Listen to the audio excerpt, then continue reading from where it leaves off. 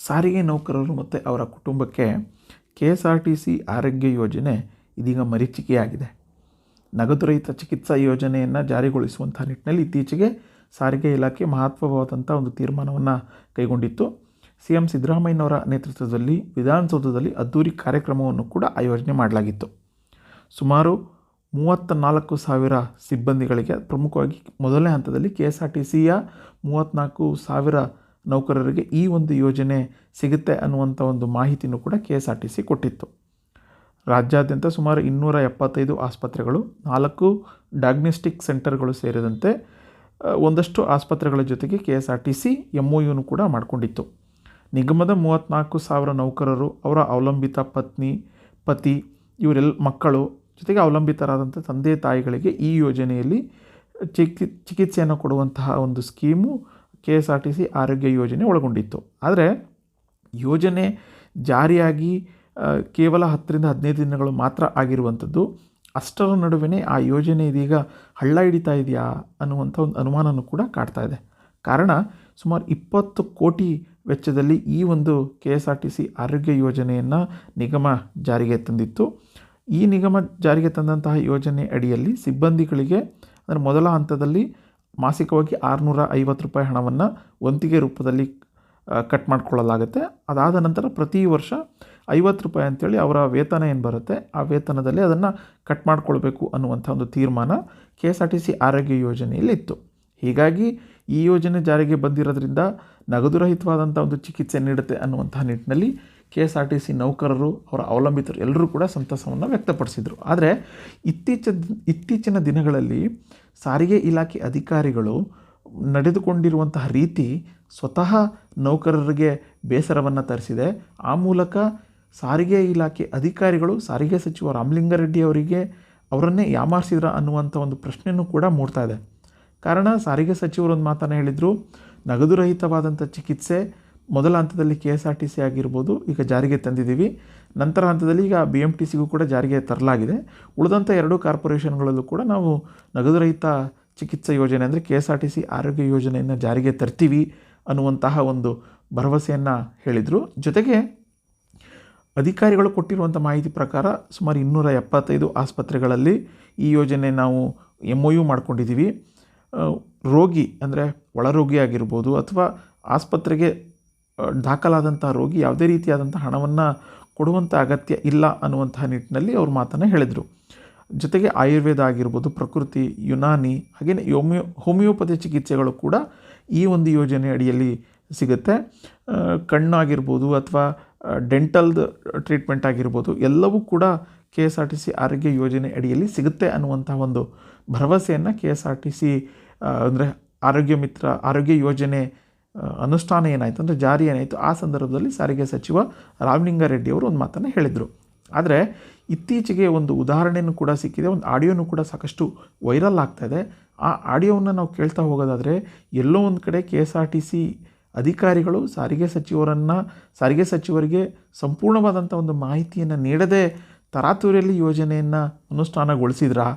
ಯೋಜನೆ ಅನುಷ್ಠಾನಗೊಳಿಸಿದ ಮೇಲೆ MOU ಮಾಡಿಕೊಂಡಂತಹ ಅಂದರೆ ನಿಗಮನೆ ಗುರುತು ಮಾಡಿದಂತಹ ಆಸ್ಪತ್ರೆಗಳಲ್ಲಿ ಪತ್ರ ವ್ಯವಹಾರವನ್ನು ಮಾಡುವಂಥದ್ದನ್ನು ನಿಲ್ಲಿಸಿದ್ರಾ?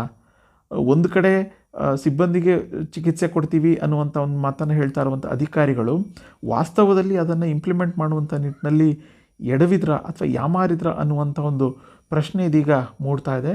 ಈ ವಿಚಾರ ಸ್ವತಃ ಸಾರಿಗೆ ಸಚಿವರಿಗೂ ಕೂಡ ಗೊತ್ತಿಲ್ಲ. ಕಾರಣ ಅಧಿಕಾರಿಗಳು ಹೇಳ್ತಾ ಇರುವಂಥದ್ದು ಈ ಯೋಜನೆ ಏನಿದೆ KSRTC ಆರೋಗ್ಯ ಯೋಜನೆ ಏನಿದೆ ಇದನ್ನು ಪರಿಣಾಮಕಾರಿಯಾಗಿ ನಾವು ಅನುಷ್ಠಾನ ಮಾಡ್ತೀವಿ. ಜೊತೆಗೆ MOU ಮಾಡಿಕೊಂಡಂಥ ಆಸ್ಪತ್ರೆಗಳಿಗೆ ಈಗ ಆಲ್ರೆಡಿ ಪತ್ರ ವ್ಯವಹಾರವನ್ನು ಕೂಡ ಮಾಡಲಾಗಿದೆ. ಚಿಕಿತ್ಸಾ ವೆಚ್ಚ ಏನಿದೆ ಅದನ್ನು ಸಂಪೂರ್ಣವಾಗಿ ನಿಗಮನೆ ಭರಿಸುತ್ತೆ ಅನ್ನುವಂತಹ ಒಂದು ಮಾತನ್ನು ಈಗ ಆಲ್ರೆಡಿ ಸಾರಿಗೆ ಸಚಿವರಿಗೆ ಅಧಿಕಾರಿಗಳು ಹೇಳಿದ್ದಾರೆ.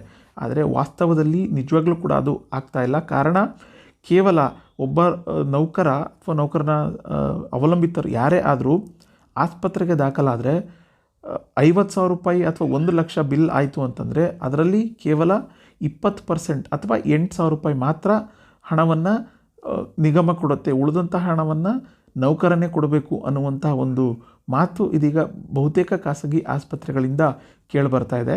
ಸೊ ಹಾಗಿದ್ರೆ ಮಂಡ್ಯದಲ್ಲಿ ಇತ್ತೀಚೆಗೆ ಒಂದು ಪ್ರಕರಣ ನಡೆದಿದೆ. ಆ ಒಂದು ಪ್ರಕರಣದಲ್ಲಿ KSRTC ನೌಕರ ಆಸ್ಪತ್ರೆಗೆ ದಾಖಲಾದಂತಂದರೆ ಆತನ ಅವಲಂಬಿತರು ಆಸ್ಪತ್ರೆಗೆ ದಾಖಲಾದಂಥ ಸಂದರ್ಭದಲ್ಲಿ ಆಸ್ಪತ್ರೆಯ ಸಿಬ್ಬಂದಿ ನೌಕರನ ಜೊತೆಗೆ ಮಾತನಾಡಿದಂಥ ಒಂದು ಆಡಿಯೋ ಇದೀಗ ವೈರಲ್ ಆಗಿದೆ. ಸೊ ಹಾಗಿದ್ರೆ ಆ ಆಡಿಯೋದಲ್ಲಿ ಏನಿದೆ ಅನ್ನುವಂಥದ್ದನ್ನು ನೋಡೋಣ. ಹಲೋ ಸರ್, ನಮಸ್ತೆ. ಹೇಳಿ ಸರ್. ಅದೇ ಹೇಳಿ ಸರ್, ಏನು ವಿಚಾರ ಅಂತ ಗೊತ್ತಾಗ್ಲಿಲ್ಲ ಸರ್ ಅದಕ್ಕೆ. ಅದೇ ಅದು ಇವ್ರದ್ದು ಡೆಲಿವರಿಗೆ ಅಂತ ಇಲ್ಲಿ ಸೇರ್ಸಕ್ಕೆ ಅಂತ ಬಂದಿದ್ರು. ಹಾ ಹಾ. ಅವರು ನಾರ್ಮಲ್ ಡೆಲಿವರಿ ಆದ್ರೆ 8,000 ರೂಪಾಯಿ ಕೊಡ್ತಾರಂತೆ ಯಾರೋ ಸಂಸ್ಥೆಯಿಂದ? ಸಂಸ್ಥೆಯಿಂದ. ಓಕೆ. ಸಿಸರಿನ್ ಆದ್ರೆ 12,000 ಕೊಡ್ತಾರಂತೆ. ಹಾ. ನಮ್ಮ ಮ್ಯಾನೇಜ್ಮೆಂಟ್ ಅವರು ಅದಕ್ಕೆ ವಿಲ್ಲಿಂಗ್ ಇಲ್ಲ ಸರ್ ಮಾಡಕ್ಕೆ. ಮತ್ತೆ ನಿಮ್ ಹೆಸರೆಲ್ಲ ನಮ್ ಲಿಸ್ಟ್ ಅಲ್ಲಿ ಸೇರ್ಸವ್ರಲ್ಲ ಸರ್? ಐತೆ, ಅವ್ರ ಏನೋ ಹೇಳ್ತವ್ರೆ ಅಂತಂದ್ರೆ ಈ ರೇಟ್ ಇಷ್ಟೆಲ್ಲ ಫಸ್ಟ್ ಎಲ್ಲ ಗೊತ್ತಿರಲಿಲ್ಲ ಸರ್ ಅವ್ರಿಗೆ, ಇವ್ರಿಗೆ. ಹಾ ಹಾ. ಇನ್ ಮಿಕ್ಕಿದ್ ಏನೈತೆ ಅವ್ರು ನಿಮ್ಮ ಹತ್ರ ಕಟ್ಟಿಸ್ಕೊಳ್ಳಿ ಅಂತ ಅಂದಿದ್ರು ಅವ್ರು ಅವಾಗ. ಓಕೆ. ಅದು ಹಂಗಿದ್ರೆ ಮಾತ್ರ ಮಾಡ್ತಾರೆ ನಮ್ಮ ಹಾಸ್ಪಿಟ್ಲು. ಈಗ ಒಂದ್ 40,000 ರೂಪಾಯಿ 45,000 ಗಂಟ ನಾರ್ಮಲ್ ಡೆಲಿವರಿ ಆದ್ರೆ ಜನರಲ್ ವಾರ್ಡ್ ಇದ್ರೆ ಆಗುತ್ತೆ. ಓಕೆ. ಅದ್ರಲ್ಲಿ ಒಂದ್ 20% ಡಿಸ್ಕೌಂಟ್ ಕೊಡ್ತಾರೆ. ಈಗ ನೀವು ಫ್ರೀ ಟ್ರೀಟ್ಮೆಂಟ್ ಏನ್ ಇಲ್ವಾ ಅಲ್ಲಿ ನಮ್ಮ ಎಂಪ್ಲಾಯ್ಸ್ಗೆ? ಫ್ರೀ ಯಾವ್ದೇ ಕಾರಣಕ್ಕೂ ಆಗಲ್ಲ ಸರ್. 8,000 ರೂಪಾಯಿ ಮೈನಸ್ ಮಾಡ್ತಾರೆ. ಇನ್ ಮಿಕ್ಕಿದ್ ನಿಮ್ ಹತ್ರ ಏನೈತೆ ಅದ್ ಕಟ್ಟಂಗಿದ್ರೆ ಅಡ್ಮಿಷನ್ ತಗೋತಾರೆ, ಇಲ್ಲ ಅಂದ್ರೆ ತಗೊಳಲ್ಲ, ಮಾಡಲ್ಲ. ನನ್ನ ಕರೆದೇನೋ ಮಾತಾಡ್ತಾರೆ ಅಂತಂದ್ರು ನಮ್ ಲೇಬರ್ ಆಫೀಸರ್. ಯಾರ್ ಕರೀನೂ ಇಲ್ಲ, ಬುಟ್ಟು ಇಲ್ಲ, ಏನು ಇಲ್ಲ ಸರ್, ಮಾತಾಡೋದು. ನಿಮ್ ಮ್ಯಾನೇಜರ್ ಹತ್ರ ಮಾತಾಡಿಲ್ವ ಸರ್? ನಮ್ ಮ್ಯಾನೇಜರ್ ಹಿಂಗೆ ಹೇಳಿರ ಸರ್. ಸರಿ ಸರ್, ಆಯ್ತು. ಮಂಡ್ಯ ಜಿಲ್ಲೆಯ ಖಾಸಗಿ ಆಸ್ಪತ್ರೆಯಲ್ಲಿ ಈ ರೀತಿಯಾದಂಥ ಒಂದು ಘಟನೆ ನಡೆದಿದೆ. ಇದು ಕೇವಲ ಒಂದು ಘಟನೆ ಮಾತ್ರ ಅಲ್ಲ. ಜನವರಿ 6ನೇ ತಾರೀಕು KSRTC ಆರೋಗ್ಯ ಯೋಜನೆಯನ್ನು ಜಾರಿಗೆ ತರಲಾಗಿತ್ತು. ಅದಾದ ನಂತರ ಬಹುತೇಕ ಖಾಸಗಿ ಆಸ್ಪತ್ರೆಗಳಲ್ಲಿ ಅಂದರೆ KSRTC MOU ಮಾಡಿಕೊಂಡಂತಹ ಆಸ್ಪತ್ರೆಗಳಲ್ಲಿ ಇಂತಹದ್ದೇ ಪರಿಸ್ಥಿತಿ ನಿರ್ಮಾಣ ಆಗಿದೆ. ಸೊ ನಿಗಮದ ಈ ಒಂದು ಬೇಜವಾಬ್ದಾರಿತನಕ್ಕೆ ನೌಕರರು ಅಸಮಾಧಾನವನ್ನು ವ್ಯಕ್ತಪಡಿಸಿದ್ದಾರೆ. ಜೊತೆಗೆ ತರಾತುರಿಯಲ್ಲಿ ಈ ರೀತಿಯಾದಂಥ ಯೋಜನೆಯನ್ನು ಇಂಪ್ಲಿಮೆಂಟ್ ಮಾಡೋದು ಅವಶ್ಯಕತೆ ಇತ್ತಾ?